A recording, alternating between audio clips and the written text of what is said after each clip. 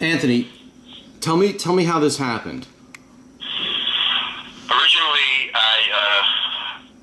I went to the 9/11 Museum's website, and I saw that they have a collection of artwork that is artwork from all around the world that's inspired by 9/11 or historical records of 9/11 or ephemera from the 9/11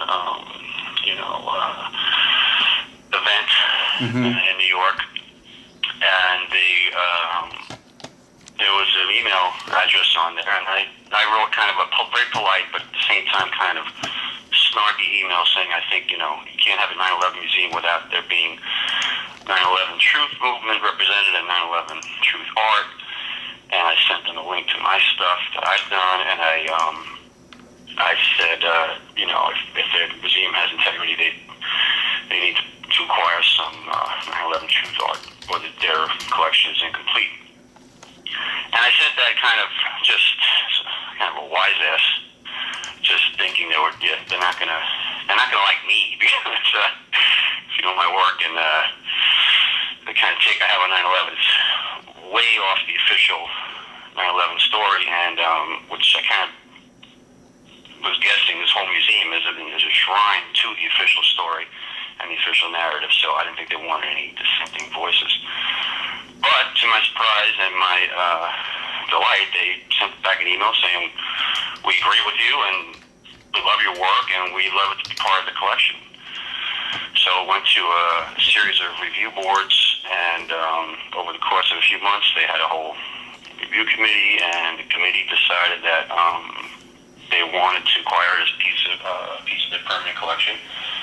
They wanted it in the museum, and they asked me if I would deliver the piece by hand, which I'm going to be doing. And they also said it's going to be it'll be available to other museums. It'll go out on loan and go, travel around the world to different museums as part of these kind of traveling exhibitions. Okay. Is it going to be the piece with the man looking at the two towers being blown up? That was the... Yeah, that was the original piece I did for the Village Voice. So I think they liked the idea that it was, part of the journalistic historic record in an American newspaper about 9/11. So that gave it a kind of some more credibility from a historical perspective. The piece that I seen didn't have the man at the bottom. I think it was a slightly different version. Yeah, I did a couple of versions, but the original version is the man. That's the one they're getting. That was the original one as it was published in the magazine. So that one actually shows Dick Cheney, Bush, and the connection with Osama bin Laden. The 9/11 connections that you made. This reveals a ton of information. Obviously, the ones you did later on got more and more intricate, but this one still shows a lot.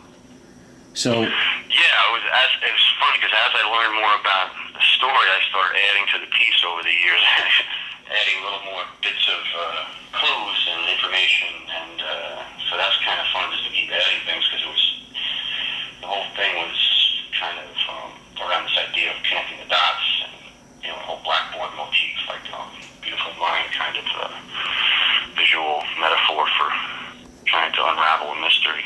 Right. So what are they going to... Do they say they're going to... I read the email from the 9/11 Museum.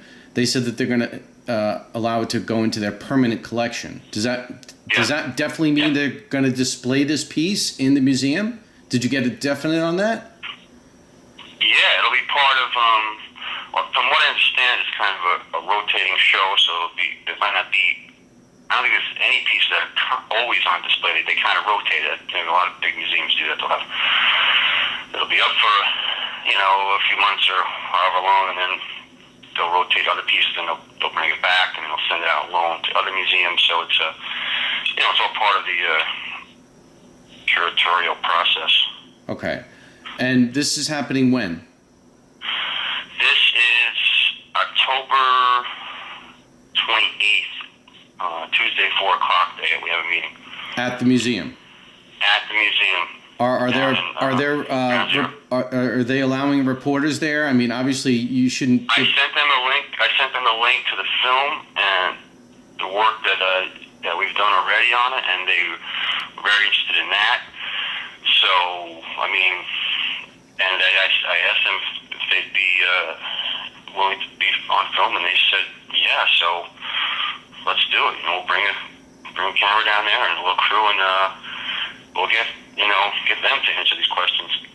Do you think that we can invite some reporters? Do you think it's? To me, this seems epic, and I don't think that people are taking this seriously. I don't think that a lot of people.